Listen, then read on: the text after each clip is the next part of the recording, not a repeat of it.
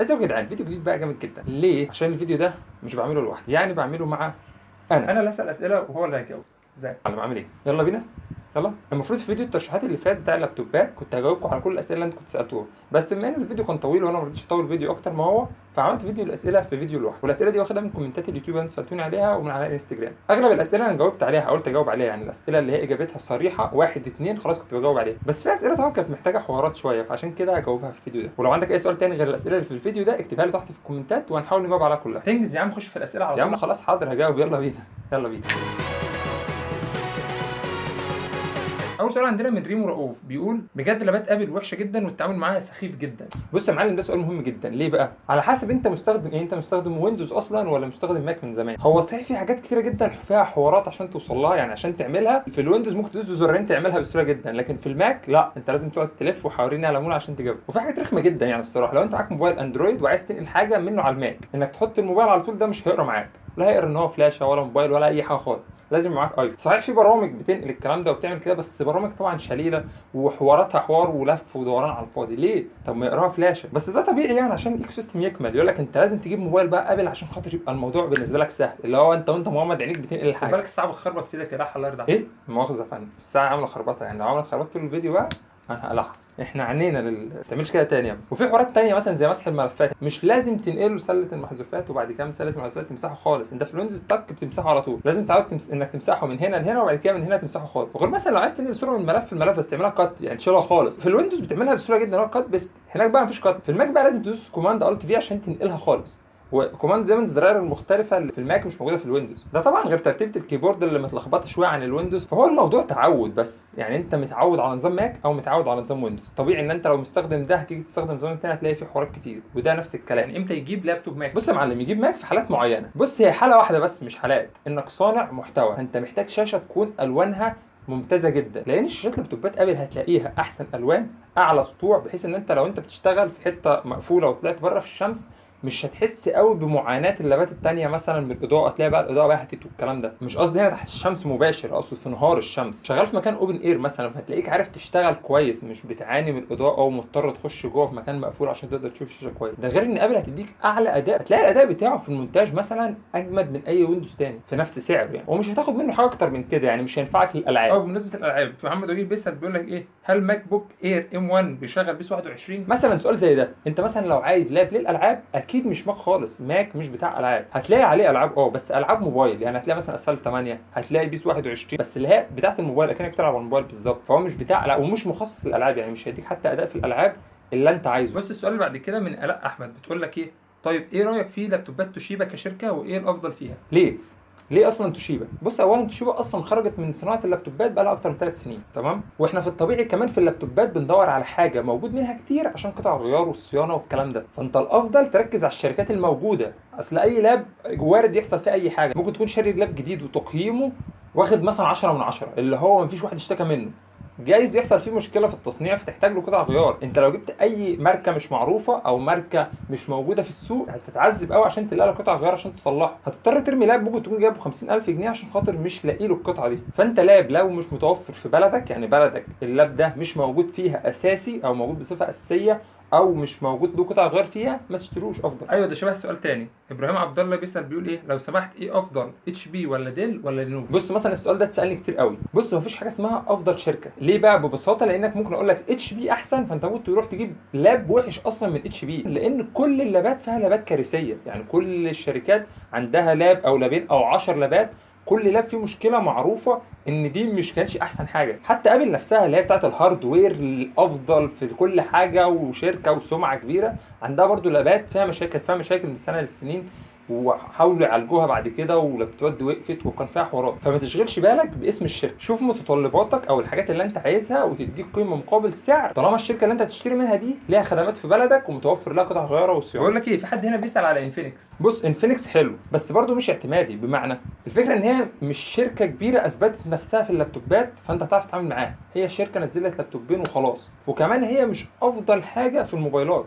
هي بتعمل موبايلات بهاردوير مش احسن حاجه، بسوفت وير فيه مشاكل، فاللي هي مش شركه جامده جدا في الموبايلات. فهي عملت لابات لو لقيت فيها مشكله بعد كده حصل حاجه هتلاقي الموضوع صعب. في دكتوره رحاب اشرف بتقول كنت عايزه لابتوب اتش بي، تنصحني بايه؟ ماشي تمام، سؤال حلو. هو مش حلو، هو سؤال بتسالني كتير. في ناس بتهيأ لها لو اشترت اي حاجه غير اتش بي وديل فدي حاجه اي كلام، وده يعتبر نجاح للشركتين دول لدرجه ان الناس واثقه فيهم تجيب اي حاجه من غير ما تعرف حتى اذا كانوا ممكن يبقى فيهم مشكله ولا لا، عشان الناس واثقه في اسماء الشركات دي. بص، انصحك بايه اتش بي على حسب الاستخدام، بس عموما اتش بي وديل صعب جدا تلاقي ليهم قيمه مقابل سعر، يعني دايما هو سعرهم اغلى شويه من المواصفات اللي هي فيهم، وده مش معناه ان هي اجمد بكتير، هي عشان اسمها طبعا كبير، بس اصلا المكونات الداخليه مش الشركه هي اللي بتعملها، ده هي حاجات جاهزه، يعني كارت الشاشه شركه نيفيديا هي اللي بتعملها او اي ام دي، هي يعتبر 3/4 مكونات اللابتوب بتجمعها، فاللي هو هي ما عملتش حاجه زياده عشان تغلي سعر اللاب، غير طبعا اسمها الكبير والتقفيل والكلام ده. بص، هو من الواضح انك دكتوره فمش هتستخدميه في حاجات تقيله او العاب او حاجات زي كده، هتكون يعني محاضرات او حاجات زي كده. فاللاب اللي اقدر ارشحه لك هو الديل دي دبليو 3377 ان اي، وده بيجي بسعر 21000 جنيه، بيجي معالج كور اي 5 جيل 11 من نوع جي 7 و8 جيجا رام و512 اس اس دي، وكارت الشاشه ام اكس 450، وده من اللابات اللي قيمتها كويسه في اتش بي، وده لاب كويس جدا يعني ملوش علاقه بالكلام اللي هنقوله. في سؤال بقى تاني بيقول لك ايه من اب تكنولوجي، انا دلوقتي عايز اشتري لابتوب يصلح للبرمجه والتصميم بسعر 6000 جنيه. كم 6000؟ هو 6000 جنيه قليل جدا على لابتوب، بس عموما البرمجه مش محتاجه لاب قوي، انت ممكن تشتغل على اي جهاز كمبيوتر في العالم ممكن تقدر تشتغل عليه برمجه ايا كان مواصفاته، فاللي هو انت فعلا هتجيب لاب ب 6000 جنيه عادي وهتلاقي تعرف تشتغل عليه برمجه، بس مش هتعرف تشتغل عليه حاجه ثانيه، وهيبقى اللي هو انت بتشتغل عليه شغل برمجه بس، اللي هو انت لو فتحت كذا حاجه مع بعض هتلاقي الدنيا بتبوظ منك. لكن الفكره هنا بقى في التصميم، التصميم محتاج لاب اقوى شويه وعلى حسب استخدامه، بتستخدم حاجات بسيطه يعني بتعدل حاجات صغيره، بتعدل صور، مش محتاج برضو لاب جامد، فانت ممكن تكون محتاج اللاب ده في تصميمات بسيطه تساعدك في البرمجه. فاللاب اللي اقدر انصحك بيه اللي يقدر يشتغل معاك برمجه كويس، تقدر تشتغل عليه شغل تصميمات بس حاجات بسيطه قوي، وهو الام اس اي مودرن 14. ده لاب حرفيا انا رشحته لنص مصر تقريبا. مش اللاب ده باين ان انت قلت عليه في فيديو الترشيحات؟ بالظبط، هو ده اللاب اللي انا قايله في فيديو الترشيحات، هسيب لكم الفيديو في الاي اللي فوق هنا عشان تشوفوا. في سؤال بقى بيقول لك من مي خالد، لو سمحت عاوز لابتوب للدراسه، انا بستخدم اكسل وبرامج اوفيس وبنزل ماتيريال ومحاضرات وهنزل بيه الكليه، فمش عاوز حاجه تفصل مني بسرعه وبطاريتها كويسه ومساحتها كويسه بسعر ما يزيدش عن 15000. ده بيتهيألي ام اس اي موديل 14 صح؟ صح جدا بالظبط، هو اي لاب انت محتاجه في رينج من 10 ل 15000 جنيه يكون بطاريته كويسه، يكون بكل المواصفات اللي انت قلتها دي، هو الام اس اي موديل 14. ما تفكرش، ده لو عايز جديد طبعا. السؤال اللي بعده، بص، في عبد الله بيقول لك لو سمحت عايز اشتري لاب 2 في 1 يكون معاه قلم مناسب للدراسه والبرمجه وكورس الاي سي دي ال وحلو عموما من رينج من 6 ل 9000 جنيه. بص، هو للاسف ارخص حاجه 2 في 1 بيبدا سعرها تقريبا من 30000 جنيه، اقل من كده الاتنين في 1 كله عيان، ما تشتريهوش ملوش لازمه، اشتري لاب عادي، هتلاقي سعره غالي قوي على الفاضي، ما يديكش مكان، ما يديكش مواصفات، وبما انك انت محتاجه في برمجه فانت مش محتاج مواصفات. انا هرشح لك لاب ب 17000 جنيه بس ده في حاله ان انت استخدامك برمجه فقط، هو الفيلين اكس 360. ده بيجي معالج كور اي 3 جيل 11 من نوع جي 4 وب 4 جيجا رام و256 ذاكره داخليه، بس ده زي ما قلت لك ما تتوقعش منه اداء، ده عشان انت عايز حاجه 2 في 1 بسعر كويس، فانا رشحت لك اللاب ده. لكن ارخص حاجه انصحك بيها 2 في 1 وهتبقى كويسه جدا هو الانفي اكس 360، وده اللي سعره 36000 جنيه. عندنا السؤال اللي بعد كده من زياد اسامه سعيد، بيسال سؤال كوني، هو انا نفسي يبقى فيه، يعني هو بيتمنى تقريبا، انا نفسي يبقى فيه برامج زي فوتوشوب والستريتور في لابتوب في حدود من 5000 ل 6000 جنيه، هل ممكن فيه؟ ايه؟ هل ممكن فيه؟ والله وانا كمان نفسي يا زياد، مستنيني اقول لك ايوه يعني خد لعبه اهو يا اسطى عشان انت قلت لي هل فيه ولا لا. في السؤال اللي بعد من شيماء محمد بتقول لك هل الايديا باد 5 كويس ولا لا لمجال البرمجه زي التصميم خفيف؟ ماشي، حلو السؤال. لو هتجيب اللاب ده بكارت شاشه ام اكس 330 او 350 فكويس، لكن لو هتجيبيه من غير كارت شاشه خالص هات الام اس اي موديل 14. طب استنى بقى، في بقى شويه اسئله بعد كده بس كلهم يعني بيتمحوروا حول سؤال واحد، يعني كله بنفس الطريقه. السؤال بيقول لك او الاسئله اجمالها بيقول لك ايه، عايزين لابتوب خفيف سهل الحمل مساحه 1 تيرا وتقبل ازودها اكتر من كده وتكون بطاريتها كويسه والشاشه بتاعتها اهم حاجه تكون كويسه وينفع برضه للالعاب وتكون بسعر من 6 ل 13000 جنيه اقصى حاجه. في اسئله كتير جدا بتسالني بالطريقه دي، يعني احنا في دلوقتي الاسعار كلها عليت قوي، يعني الموضوع بقى صعب جدا تلاقي لاب تقدر تشتغل عليه ب 10000 جنيه، يعني ممكن تلاقي استرات حاجه تقدر تشغلك شويه، مش اللي هو برضه اداء، ويبقى استخدامك محدود برضه، انت عارف اللابات في السعر ده حتى الاسترات مش هيديك اعلى اداء. بقول لك في حد هنا بيسال سؤال جامد جدا بس مش مهم تعرف اسمه، يعني بيقول لك انا في الامارات وعايز حاجه تشغل العاب حديثه، اهم حاجه العاب حديثه، من 9 ل 10000 جنيه. انت متاكد يا اسطى انك في الامارات؟ يا عم خليك في الامارات الله يرضى عليك، مفيش الكلام ده. في سؤال بعد كده من ندى عمر بتقول ممكن تقول لي على لابتوب يدعم 3 دي ماكس وبرامج الجرافيك وما يزيدش عن 20000 جنيه؟ ما يزيدش عن 20000؟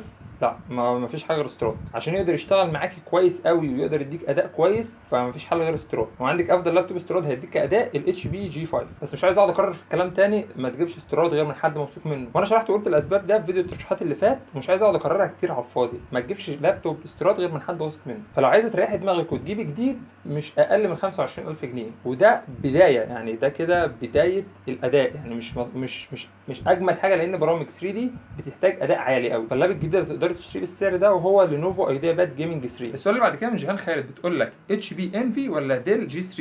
ايه الافضل لبرامج هندسه وديكور و3 دي ماكس ولوميو؟ بص الاثنين لا، يعني الخيارين للاسف لا، لان الانفي مش هيديك الاداء اللي انت عايزه، ولو جبت اعلى فئه فيه هتلاقيها غاليه قوي قوي. والجي 3 كويس وممتاز بس فيه مشاكل، فممكن لو محتاجه حاجه من ديل ولازم ديل ممكن الجي 15. في السؤال اللي بعد كده من بسمه احمد بتقول انا عاوزه حاجه حلوه وشاشه كويسه لمشاهده الافلام وتستحمل في البطاريه. البطاريه دي ممكن تلاقي لها لابتوب ب 15000 جنيه تكون بطاريته جامده جدا عادي، لكن للاسف شاشه خارقه تبقى بالمواصفات دي وتبقى سطوعها كويس والوانها كويسه وظاهره رؤيه كويسه بلاب مش اقل من 35000 جنيه، وده اللي هيوفره لك شركتين هيدوا لك اعلى اداء، طبعا ابل وعندك الاسوس. بالمواصفات اللي انت عايزاها اي لاب اسوس بشاشه اوليد هتديك الاداء ده بامتياز. السؤال اللي بعده من مايكروس فيكتور بيقول لك كارت شاشه ايريس اكس اي حلو ولا ايه دنيته عشان نازل اجيبه دلوقتي؟ بص كارت الشاشه ده كويس بس مدمج، يعني هو ممكن يكون افضل كارت شاشه مدمج موجود في لاب، بس ما تقارنش مثلا بال 1650. فالموضوع هنا في الاداء صعب شويه، هو ممكن يبقى احسن في حاجات تانية بس في العموم مش بتاع اداء. يعني انت عايز حاجه تاخد منها اعلى اداء، لا تشوف لاب بكارت شاشه خارجي. بيقول لك ايه في استيكرات بتبقى على اللابتوبات كده مكتوب عليها ايفو، دي بتاعت ايه؟ تمام. بص ايفو ده زي ستيكر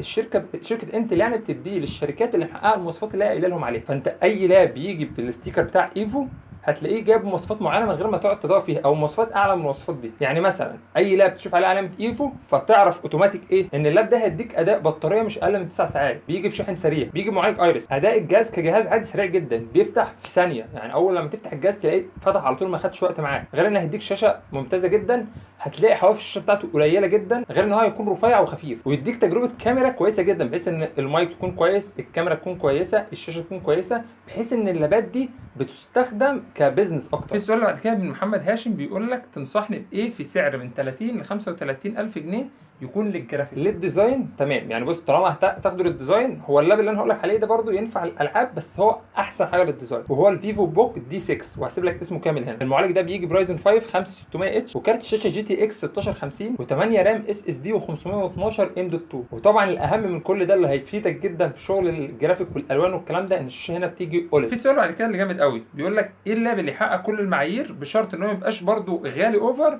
في نفس الوقت يجمع بين الالعاب والجرافيك؟ حلو السؤال ده جامد وهيعجب ناس كتير. ايه اللاب اللي يقدر يحقق المعايير؟ بص هو اللاب الوحيد اللي يقدر يحقق المعايير اللي انت قلت عليها ده، يبقى كويس في الالعاب وفي التصميم وفي كل حاجه، لاب شامل، وهو الليجن 5، وده يعتبر ارخص لاب هيقدر يحقق لك كل المعايير ده. سعر اللاب ده 32000 جنيه، وهسيب لك اسم اللاب كامل هنا. واللاب ده بيجي بمعالج رايزن 5 5600 اتش، وكارت شاشه ار تي اكس 3050 تي اي، و16 جيجا رام، و512 اس اس دي ام دوت 2، وشاشه 120 هرتز، وهو ده اللاب اللي بيحقق المعايير. السؤال اللي بعده. بس كده خلصنا اسئله، دي كانت كل الاسئله. نشكرني على الاسئله الجميله دي، وزي ما قلت لكم اللي عنده اي اسئله يكتبها تحت في الكومنتات وهنحاول نجاوب عليها كلها. بقول لك ايه، في 95% من الناس اللي بتتفرج علينا مش عامله سبسكرايب للقناه. عم حاضر اصبر هقول لهم، وعهد الله هقول لهم. لا يا عم مفيش الكلام ده، لازم نبقى ايه، لا لازم نكمل الدايره بحيث ان احنا نبقى كلنا كده. ماشي يا معلم، فل عليك، سلام. وبس كده، دي كانت كل حاجه. ما تنسوش تعمل لايك وسبسكرايب للقناه، فولو الانستجرام بيج. انا احمد زيرو، اشوفكم في فيديو جديد.